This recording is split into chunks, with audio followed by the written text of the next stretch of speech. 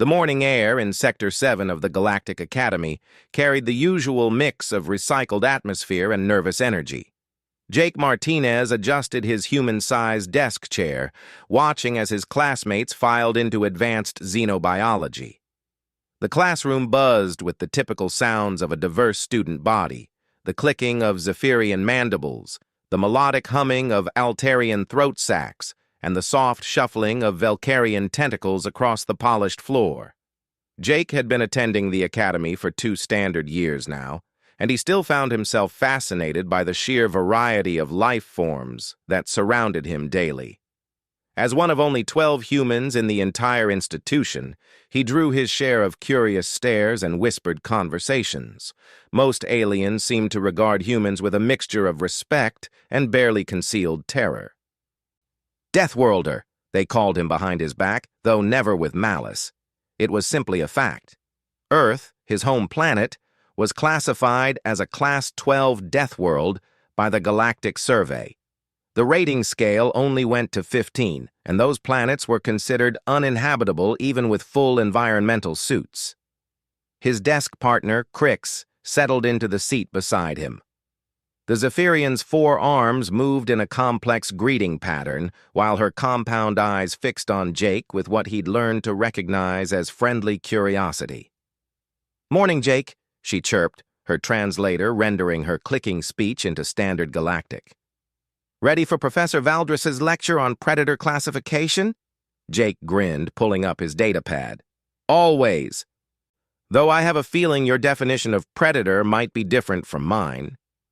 Crix's antennae twitched in amusement.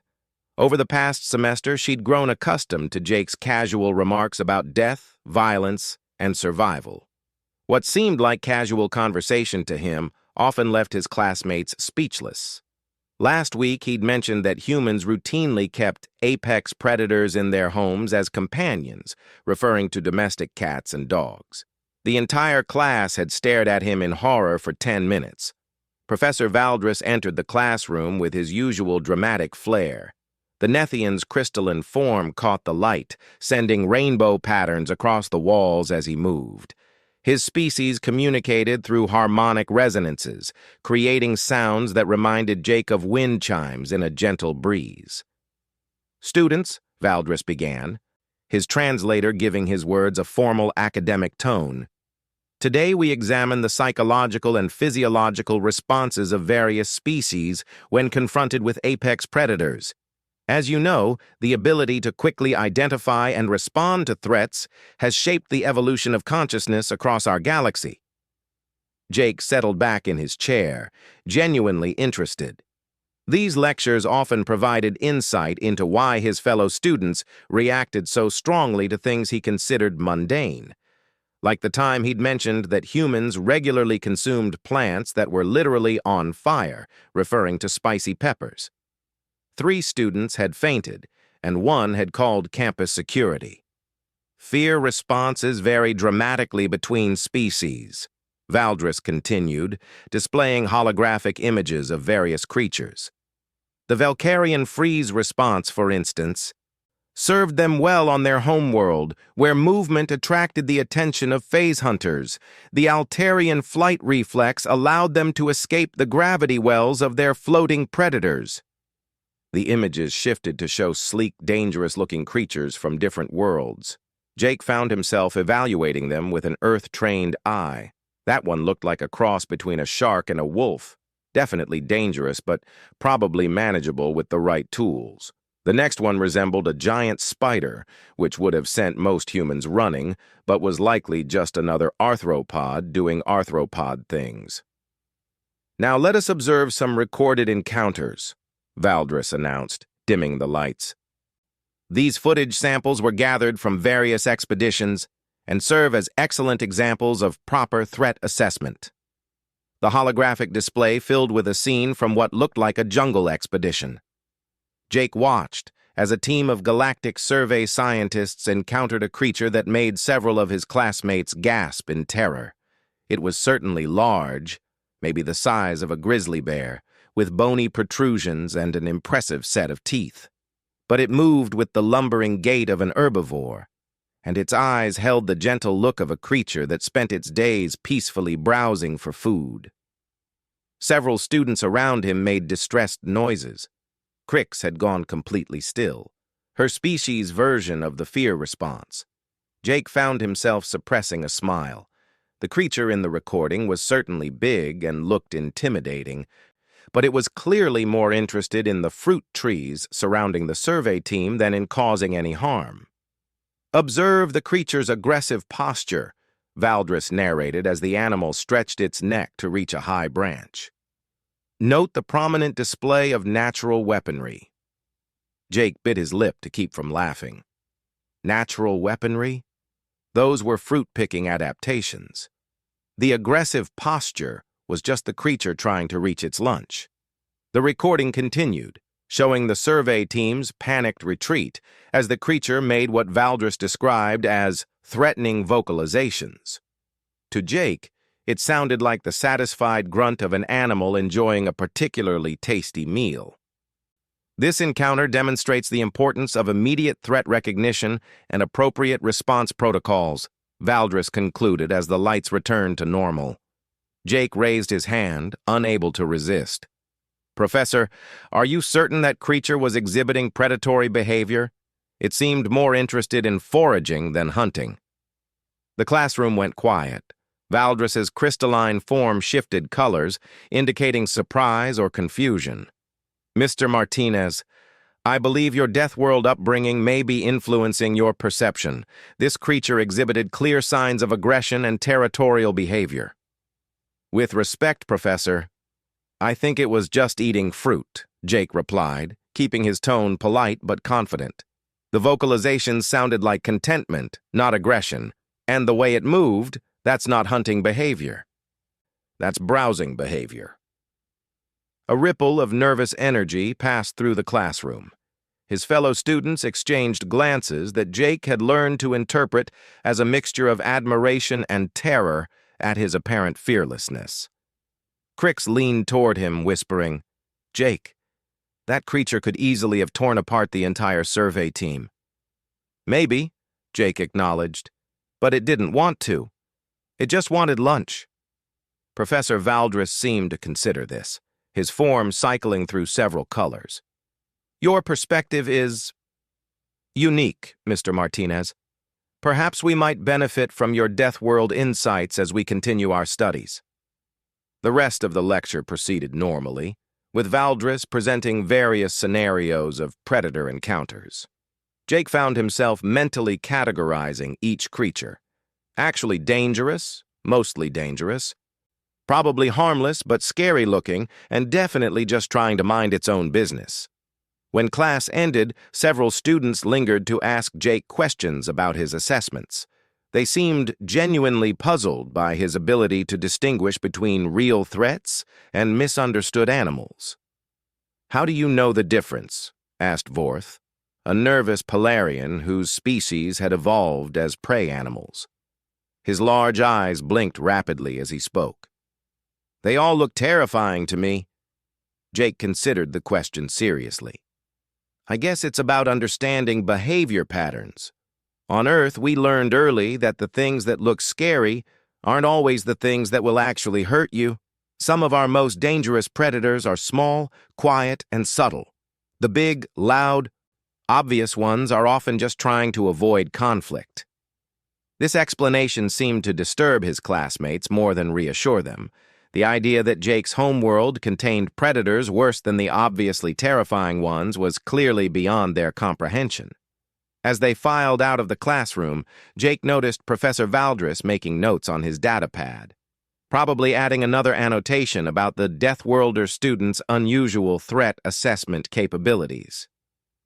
The hallway buzzed with the usual between-class activity. Jake walked toward his next lecture, Advanced Stellar Cartography, when he heard Crix call his name. "Jake, wait up!" She scurried to catch up, her forearms gesturing animatedly. "I wanted to ask you something about the lecture." "What's on your mind?" "That creature in the recording, the one Professor Valdris called an apex predator. You really think it was harmless?" Jake paused, considering his words carefully. His casual comments about Earth's dangers had already caused enough distress among his friends. Not harmless exactly. I mean, anything that big could hurt you if it wanted to. But it didn't want to. There's a difference between can be dangerous and is being dangerous. Crix's antennae drooped as she processed this. Your world must be truly terrible if you can make such distinctions so easily. Actually, Earth is beautiful, Jake said gently. Dangerous, sure, but beautiful. The danger just teaches you to pay attention, to really observe things instead of just reacting to them. They had reached the junction where their paths diverged. Crix hesitated, then asked, Jake, do you ever get scared? I mean, really scared? The question caught him off guard. He thought about it honestly before answering. Of course I do, but usually not of the things that scare everyone else here. What scares you? Jake smiled grimly. Politicians, bureaucrats, people who think they know what's best for everyone else without asking. Those are the real predators. Crix stared at him for a moment, then let out a sound that her translator rendered as nervous laughter. Sometimes I forget that humans are the ones other species write horror stories about. As Jake continued toward his next class, he reflected on that comment. He'd heard it before. Humans as the subject of galactic horror fiction. Most of his classmates had read stories about the Deathworld species that had somehow achieved spaceflight despite living on a planet that actively tried to kill them every day. The stories apparently portrayed humans as terrifying warriors who thought nothing of facing down creatures that would send entire civilizations into hiding. Jake found this reputation both amusing and slightly unfair. Humans weren't fearless, they were just practical. When you grew up on a world where nearly everything wanted to eat, poison, or otherwise eliminate you, you learned to evaluate threats accurately rather than simply panicking at the first sign of teeth. He settled into his seat in the cartography classroom, pulling up star charts on his datapad. The familiar patterns of trade routes and political boundaries filled the screen, but his mind kept wandering back to the morning's lecture. Professor Valdris had seemed genuinely interested in Jake's alternative interpretations of the Predator encounters. It was rare for his instructors to acknowledge that his Deathworld perspective might actually be useful rather than simply disturbing. Maybe there was an opportunity there. Jake had been looking for a way to contribute more meaningfully to his studies beyond just being the token scary human. If he could help his fellow students develop better threat assessment skills, it might benefit everyone. His musings were interrupted by the arrival of Professor Nexus, whose translucent form flickered as he moved between dimensions. Stellar cartography with a being who could simultaneously exist in multiple parallel universes always made for interesting lectures. Today we examine disputed territories in the Outer Rim, Nexus announced, his voice echoing from several dimensions at once. These regions remain contested due to conflicting survival requirements of various species. Jake focused on his studies, but part of his mind continued to process the morning's events. He had a feeling that Professor Valdris's interest in his threat assessment abilities would lead to something significant. In his experience, when professors at the academy took notice of unusual student capabilities, opportunities usually followed. The lecture proceeded through various territorial disputes, each one stemming from fundamental differences in how species perceived and interacted with their environments. Jake found himself drawing parallels to the predator classification discussion.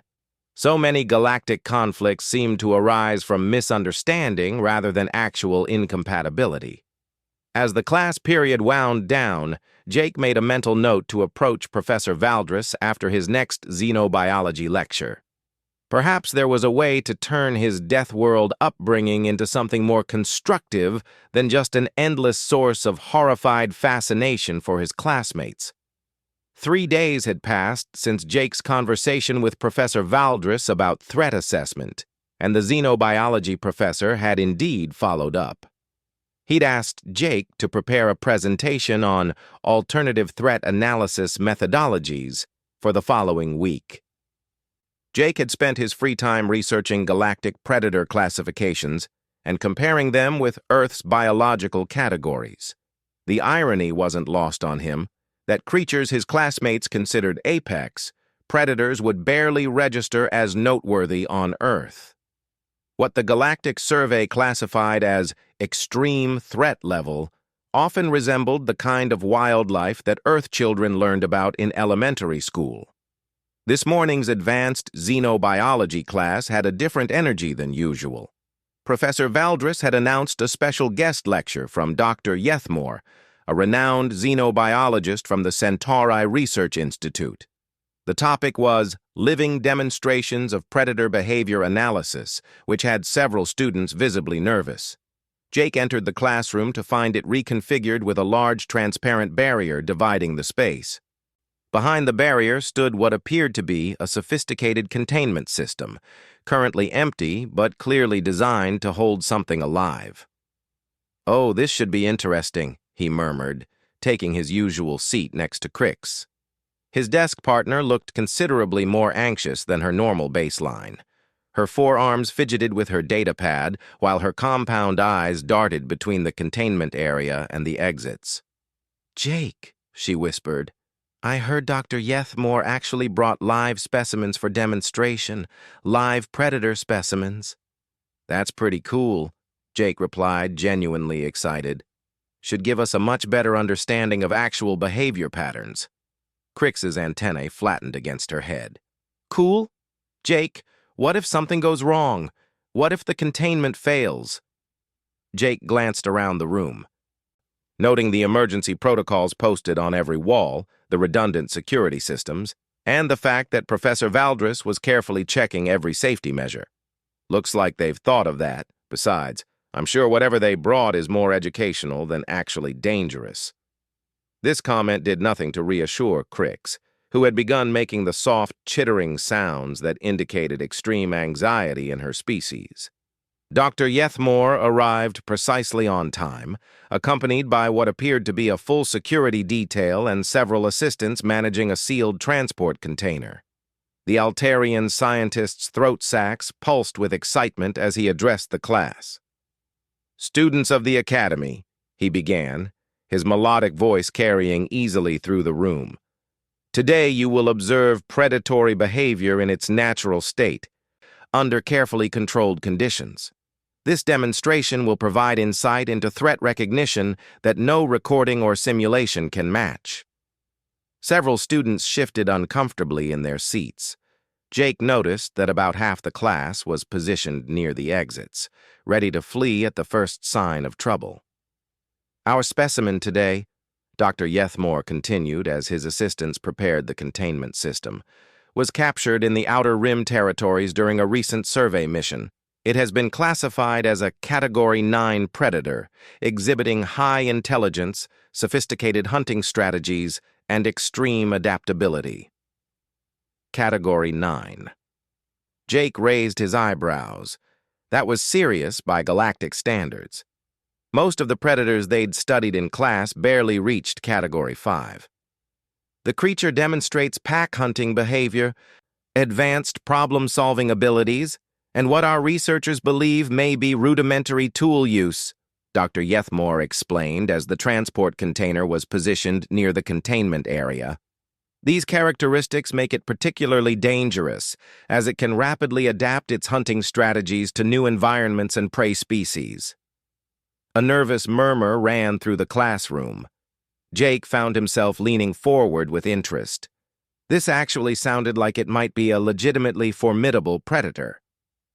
"Before we begin the demonstration, I must emphasize the safety protocols," Dr. Yethmore announced, his throat sacs darkening to indicate seriousness. "The containment field is rated for Category 12 organisms. The backup systems are independently powered. Emergency evacuation procedures are clearly marked. However, I want every student to remain calm and observe carefully. Fear responses can trigger aggressive behavior in many predator species." Jake nodded approvingly. Solid safety briefing. Whoever this Dr. Yethmore was, he clearly knew his business. The transport container was positioned, and the assistants began the transfer sequence. Jake watched with professional interest as multiple security fields engaged in sequence, ensuring no possibility of accidental escape. "Initiating specimen transfer," one of the assistants announced. The container's front panel retracted, and something moved inside. Jake caught a glimpse of gray-brown fur and intelligent eyes before the creature fully emerged into the containment area. The reaction from his classmates was immediate and dramatic. Crix made a strangled clicking sound and went completely still. Vorth, the Polarian, actually fell out of his chair backward. Several Velcarians had wrapped themselves into tight defensive balls. Someone near the back of the room was making high-pitched keening sounds. Jake blinked in surprise, then had to bite his lip to keep from laughing. Standing in the containment area, looking around with curious alertness, was what any human would immediately recognize as a dog. A fairly large dog, admittedly, maybe 80 or 90 pounds, with the lean build of a working breed. Its ears were perked forward with interest, and its tail wagged slowly as it investigated its new surroundings. "Observe the predator's immediate assessment of its environment," Dr. Yethmore narrated as the dog, the very normal, completely ordinary dog, walked around the containment area. "Note how it systematically examines potential escape routes and identifies the strongest members of the potential prey group." The dog had noticed the class and was looking at them with typical canine curiosity.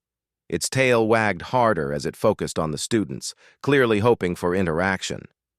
"See how it focuses on the group," Dr. Yethmore continued, completely misinterpreting the dog's behavior. "This demonstrates the pack-hunting intelligence our researchers documented. It's evaluating which individuals would be easiest to separate from the herd." Jake couldn't contain himself anymore. A snort of laughter escaped, loud enough that several nearby students turned to stare at him in horror. "Mr. Martinez!" Professor Valdris called out sharply. "This is hardly the time for levity. We are observing an extremely dangerous predator." "Professor," Jake said, still struggling to control his amusement, "I think there's been some kind of mistake." Dr. Yethmore's throat sacs flushed deep blue with indignation. "Young being, I assure you there is no mistake. This creature was captured after it eliminated 3 members of a Polarian survey team." Jake looked back at the dog, which had found a comfortable spot and was now lying down, tongue lolling out in a classic relaxed canine expression. "Dr. Yethmore, what exactly did this predator do to the survey team?" "It pursued them relentlessly across 17 kilometers of hostile terrain," Dr. Yethmore replied grimly. "Our survivors reported that it demonstrated uncanny intelligence in tracking their movements and seemed to anticipate their escape attempts. And then it cornered them in a canyon where they were forced to abandon their equipment and call for emergency evacuation." Jake nodded thoughtfully. "Dr. Yethmore, can you describe the survey team's behavior during this encounter? How did they respond to the creature's presence?" Dr. Yethmore consulted his datapad. "Initially, they attempted to establish visual contact for cataloging purposes. When the predator approached their position, they implemented standard safety protocols and began tactical withdrawal. The creature pursued aggressively, forcing them to accelerate their retreat." "Did anyone actually get hurt?" Jake asked. "Well, no. But only because of their rapid response and emergency extraction." Jake looked around the classroom at his terrified classmates, then back at the dog, which had rolled onto its back and was wiggling happily while looking at the students upside down. "Dr. Yethmore," Jake said carefully, "I think that dog was trying to play with your survey team." The silence that followed was absolute. Even the dog seemed to pause in its wiggling to look at Jake. "Play."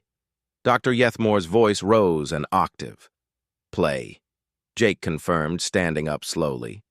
"Look at its body language right now. The relaxed posture, the way it's looking at us, the tail movement. That's not predatory behavior. That's a friendly, social animal looking for interaction. You cannot be serious, Professor Valdris interjected.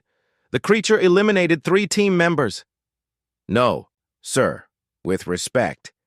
It played with 3 team members until they got scared and ran away. Then it followed them because they were running, which is fun from a dog's perspective. Jake turned to address the class, noting that most of his fellow students looked like they were witnessing someone casually discuss their own execution. Think about it logically, he continued.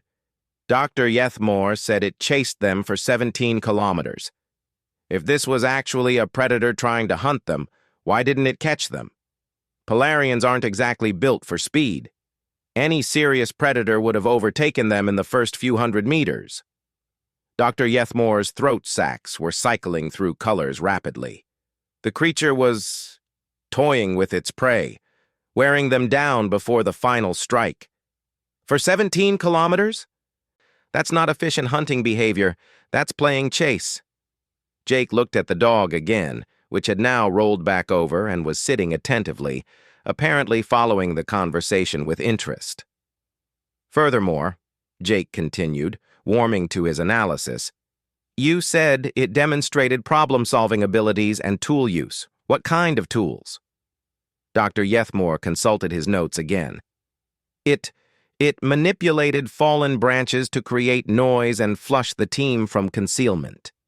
It also utilized water sources strategically to force the team toward more difficult terrain. Dr. Yethmore, I think it was playing fetch with sticks and wanted to go swimming. The survey team just happened to be in the area when a very social, very bored animal decided they looked like fun playmates. The classroom erupted in nervous chittering, clicking, and harmonious vibrations as students tried to process this information. Jake noticed that the security detail was looking increasingly confused, while Dr. Yethmore appeared to be experiencing some kind of academic crisis. That's impossible, Professor Valdris said firmly. The creature exhibits clear predatory characteristics. Observe the dental structure, the muscular development, the sensory apparatus. Jake nodded. Absolutely. Dogs are predators, technically. They're descended from wolves. But most domestic breeds, and this looks like a domestic breed, have had the hunting drive largely bred out of them. They're optimized for cooperation with other species, not for killing them. Domestic? Dr. Yethmore managed. Domesticated, as in bred specifically to live peacefully alongside other intelligent species. We've been doing it on Earth for thousands of years. Jake paused, realizing he was about to deliver information that would probably disturb his audience even more. Actually, we've domesticated quite a few predator species for companionship purposes. The room went completely silent, except for the soft humming of the life support systems and the occasional happy panting from the dog in the containment area. You keep predators as companions? Crix whispered, speaking for the first time since the demonstration began. Dogs, cats, various reptiles, some birds of prey for hunting purposes, the occasional large cat if you have the right permits. Jake trailed off as he noticed the expressions around him. Most of them are perfectly safe if they're properly socialized. Professor Valdris was making notes frantically while Dr. Yethmore appeared to be questioning everything he thought he knew about predator behavior. Mr. Martinez, Professor Valdris said slowly, are you suggesting that this Category 9 predator is actually harmless? Jake considered the question carefully. Not harmless exactly. I mean, it's got teeth, it's strong enough to knock someone over, and it could definitely hurt you if it felt threatened or if you heard it first. But dangerous? No. Aggressive? Definitely not. He looked at the dog, which had begun pacing along the edge of the containment field closest to the students, clearly wanting to come over and meet everyone. Actually, I'd say it's probably pretty lonely and confused right now. It's been away from its pack, its family, and locked up with strangers who are afraid of it. Look how it's trying to get closer to us. That's social bonding behavior. Dr. Yethmore made a sound like a deflating balloon. "17 years of field research," he muttered. 17 years, and I've been systematically misinterpreting playful behavior as predatory aggression. Jake felt a moment of sympathy for the scientist. To be fair, Dr. Yethmore, if you've never encountered a social pack animal before, I can see how the behavior might seem threatening. Most galactic species evolved as either solitary creatures or as prey animals. You probably don't have a frame of reference for cooperative predators. The doctor looked up hopefully. Cooperative predators? Species that evolved to hunt in groups, but also to form strong social bonds with other species. Humans and dogs have been partners for thousands of years.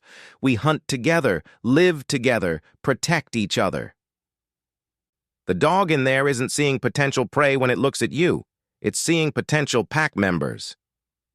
As if to emphasize Jake's point, the dog suddenly dropped into a play bow, front end down, rear end up, tail wagging furiously, and barked once in clear invitation.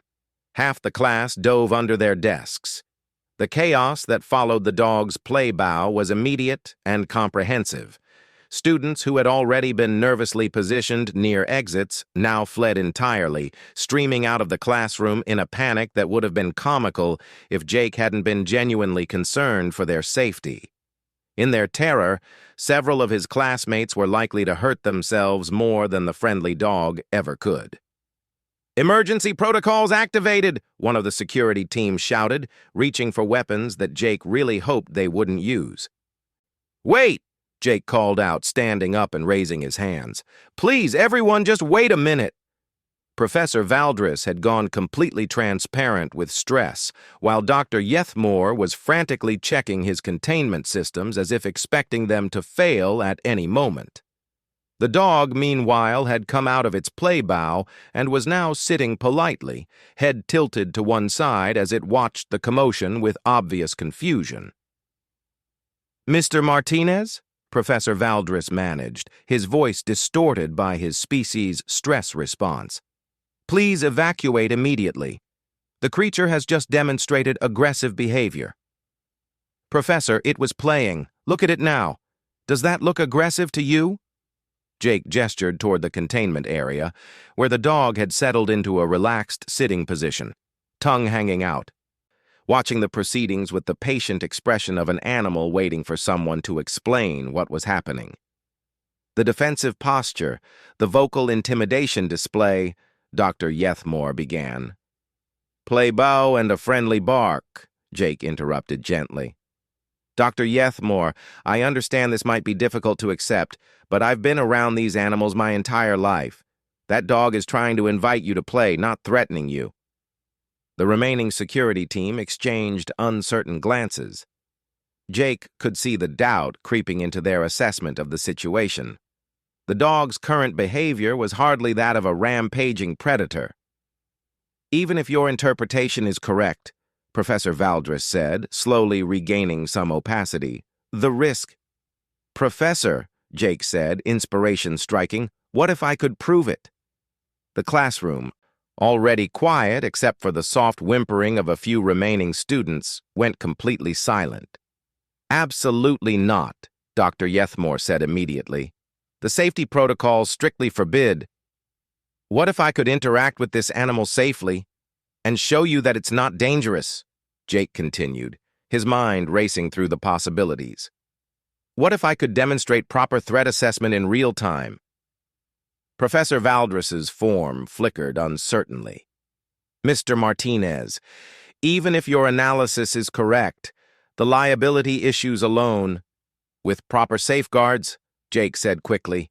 "Emergency extraction protocols, medical teams standing by, whatever safety measures you need. But if I'm right, this could be the most valuable threat assessment lesson this academy has ever offered." Dr. Yethmore was shaking his head vigorously. "It's never been attempted. No being has ever voluntarily approached a Category 9 predator for observational purposes.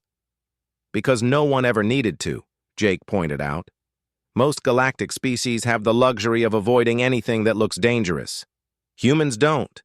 We learned to distinguish between actual threats and perceived threats because our survival depended on it.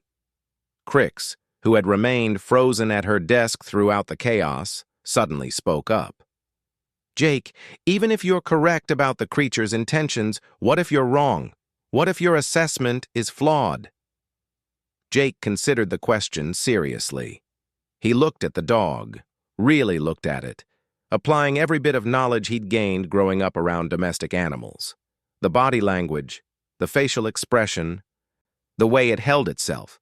Everything pointed to a well-socialized, friendly animal that was confused by the situation, but not aggressive.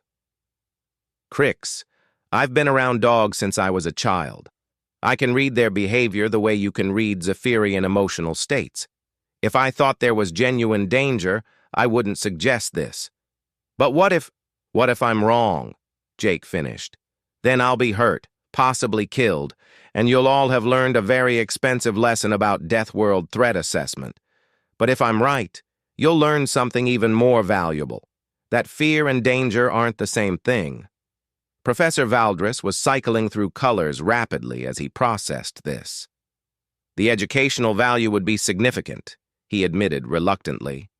However, the risk to you personally is mine to take, Jake said firmly. Professor, this is exactly the kind of practical application of threat assessment that you said the Academy needs. Let me show everyone how Deathworld analysis actually works. Dr. Yethmore looked like he was having an academic breakdown. 17 years of research, he muttered again. If you're correct, I've fundamentally misunderstood predator behavior on a systemic level.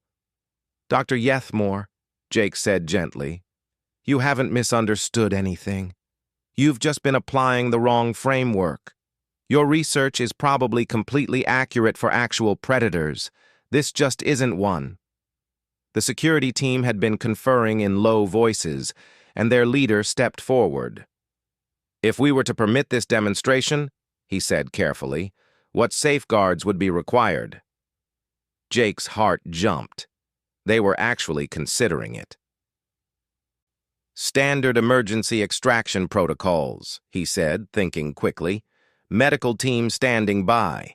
Remote tranquilizer capability for the animal if something goes wrong, though I strongly doubt you'll need it.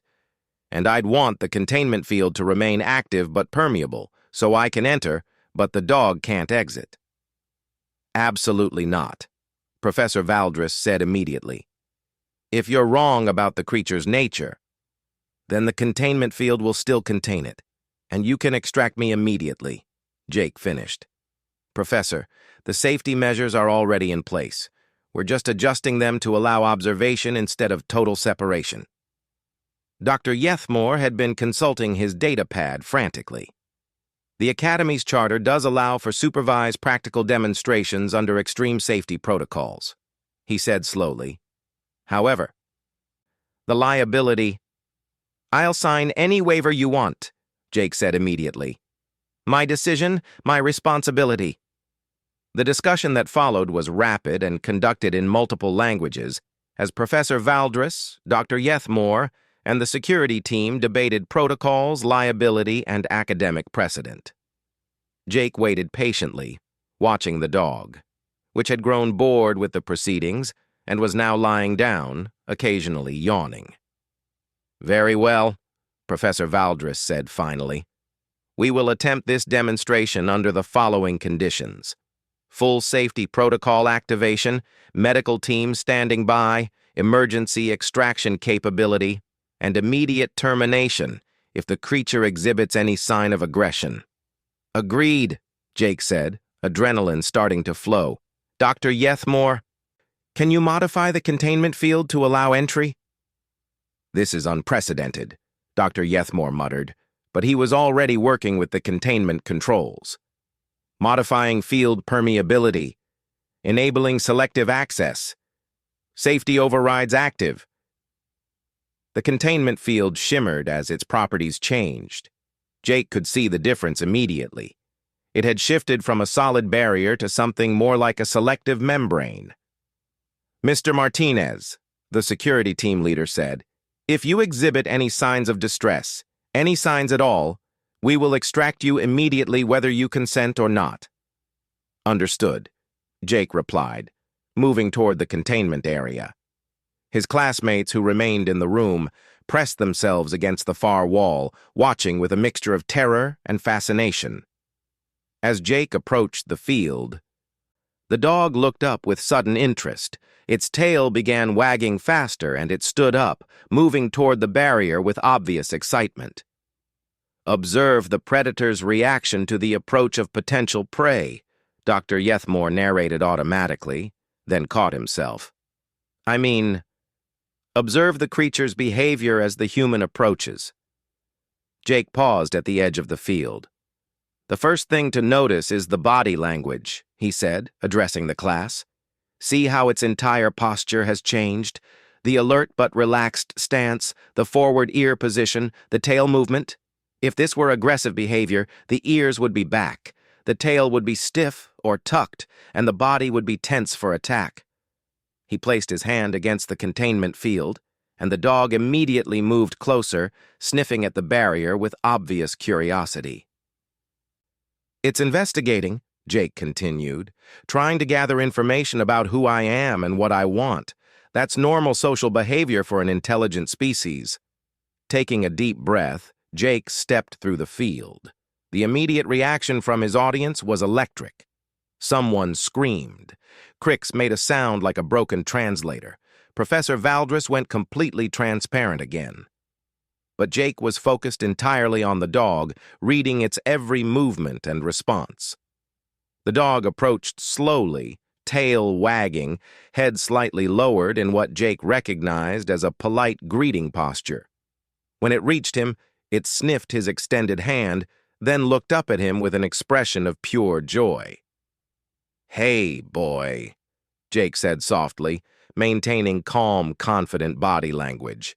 "You've been having a confusing day, haven't you?" The dog's tail wagged harder, and it took another step closer, now close enough for Jake to touch if he chose to. "Notice that it's not attacking," Jake called out to the class, his voice steady and calm. "It's not even displaying dominance behavior. This is social investigation followed by friendly approach." He slowly extended his hand, palm up, allowing the dog to sniff more thoroughly. The dog investigated his scent carefully, then looked up at him and made a small whimpering sound that was clearly a request for attention. "Dr. Yethmore," Jake said, still watching the dog carefully, "when your survey team encountered this animal, did they try to communicate with it?" "Communicate?" Dr. Yethmore's voice was strained. "They implemented standard observation protocols, visual documentation, behavioral recording, environmental assessment." "Did they try to interact with it directly, speak to it, gesture to it, offer any kind of social response?" "Of course not. That would violate all safety protocols for predator encounters." Jake nodded, slowly reaching out to scratch behind the dog's ears. The animal immediately leaned into the contact, eyes closing with obvious pleasure. "And there's the problem," Jake said, gently petting the dog, which was now practically vibrating with happiness. "Your survey team encountered a highly social animal that was trying to initiate contact, but they responded with avoidance and fear. From the dog's perspective, they were playing an elaborate game of chase. The dog, apparently deciding that Jake was the best thing that had happened to it in weeks, sat down and leaned against his leg with a contented sigh. "This is a pack animal," Jake explained, running his hand along the dog's back. "It needs social interaction to be psychologically healthy. It's been isolated, confused, probably scared. What you've been interpreting as predatory behavior was actually stress response and attempts to re-establish social contact." Dr. Yethmore was staring at the scene with the expression of someone whose entire world view was being reconstructed in real time. "But the aggression, the pursuit behavior, excitement and play," Jake said as the dog rolled over to request belly rubs. "Look at it now. Does this seem like a dangerous predator to you?" The dog was indeed making it difficult to maintain any illusion of danger. It was sprawled on its back, tongue lolling out, making small, happy noises as Jake rubbed its belly. The survey team's behavior probably reinforced the play response, Jake continued. They ran, which is fun to chase. They made excited noises, which sounded like play vocalizations. They kept the game going for 17 kilometers, which must have been the best day this poor animal had in weeks. Professor Valdres had regained some opacity and was now making extensive notes. Mr. Martinez, this represents a fundamental revision of our understanding of predator classification systems. Not really, Professor, Jake said, as the dog rolled back over and began investigating his pockets for possible treats. It represents a need to distinguish between different types of predators and different behavioral contexts. Not all predators are threats, and not all dangerous animals are currently being dangerous. He looked around at his classmates, noting that several had crept closer to get a better view, their terror gradually being replaced by amazement. The key to threat assessment isn't identifying what could be dangerous, Jake continued. It's identifying what is actually being dangerous right now, in this specific situation. This animal could hurt someone if it wanted to, but it doesn't want to. Understanding that difference is what lets Deathworld species survive. Dr. Yethmore was frantically revising his notes. The implications for our research protocols, our classification systems, are significant, Professor Valdres agreed, but manageable. Mr. Martinez has provided us with a new analytical framework that should improve our accuracy considerably. Jake grinned, still petting the dog, which had now decided that he was its new favorite person and was leaning against him with total trust. Actually, Professor, I think this could be the basis for my threat assessment presentation next week. Practical application of Deathworld survival principles in controlled academic settings. Absolutely, Professor Valdres agreed, though I suspect your next presentation will draw a much larger audience. Crix had approached the containment field, her initial terror replaced by scientific curiosity. Jake, she called out, how did you know? How could you be so certain?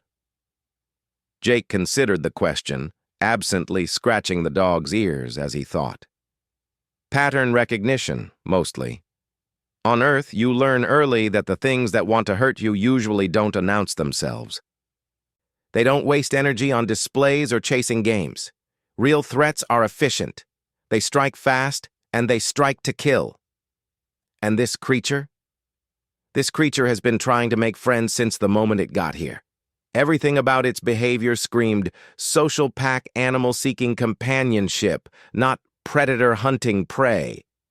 Dr. Yethmore had recovered enough to approach the containment field himself. Mr. Martinez, would you be willing to consult on our research protocols? It appears that our xenobiological assessment methods may need significant revision. I'd be honored, Dr. Yethmore, Jake replied. Though I think you might want to start by reviewing your definitions of aggression versus play behavior across different species. The class period was nearly over, and Jake could see that his classmates were torn between amazement at his demonstration and lingering terror at his apparent fearlessness. As he prepared to exit the containment area, the dog looked up at him with an expression of clear distress. Hey, it's okay, boy, Jake said softly. You're going to be fine. He turned to Dr. Yethmore. Doctor, what happens to this animal now? Dr. Yethmore paused in his note-taking. Standard protocol would be to return it to its capture location after study completion. Dr. Yethmore, Jake said carefully, I don't think this is a wild animal. Look at its behavior, its level of socialization. This is a domestic companion that somehow ended up in the wrong place. Returning it to the wilderness would be cruel. Then what do you suggest? Jake looked down at the dog, which was watching him with intelligent, trusting eyes. I think someone needs to help it find its way home. Or if that's not possible, find it a new home where it can be properly cared for. Are you volunteering, Mr. Martinez? Professor Valdris asked with what Jake suspected was amusement. Jake grinned. Professor, I'm from a death world. Taking care of a friendly predator is just another Tuesday for humans. As he finally stepped back through the containment field, the dog whimpered softly but didn't try to follow, apparently understanding that the barrier was meant to be respected. Class dismissed, Professor Valdris announced. Mr. Martinez, please remain after class. We have much to discuss. As his classmates filed out, Jake noticed their expressions had changed. The usual mixture of fear and fascination had been replaced with something closer to awe. Several students approached him with questions about threat assessment, death world survival techniques, and human relationships with other predator species. Crix lingered until the others had left. Jake, she said quietly, I've been thinking about what you said earlier, about the things that scare you. Politicians and bureaucrats. What about it? After watching you with that creature, I think I understand. The real predators are the ones you can't see coming, the ones that don't announce their intentions. Jake nodded thoughtfully. Exactly. The most dangerous hunters are the ones their prey doesn't recognize as hunters until it's too late. As they talked, Jake could see Dr. B. Yethmore and Professor Valdris in deep discussion about research protocols, classification systems, and the implications of human threat assessment methodologies. He suspected his academic life was about to become much more interesting. Behind them, the dog had settled down in its containment area, but its eyes remained fixed on Jake with an expression of patient hope. Tomorrow, Jake decided he would start making inquiries about proper care and feeding arrangements. After all, if the Academy was going to study cooperative predators, they might as well do it right. The morning that had started with a routine xenobiology lecture had ended with a fundamental shift in how the Academy understood predator behavior, threat assessment, and the unique capabilities that Death World species brought to galactic civilization. And somewhere in the Outer Rim territories, 3 Polarian survey team members would eventually learn that the terrifying Category 9 predator that had chased them for 17 kilometers had simply wanted someone to throw a stick.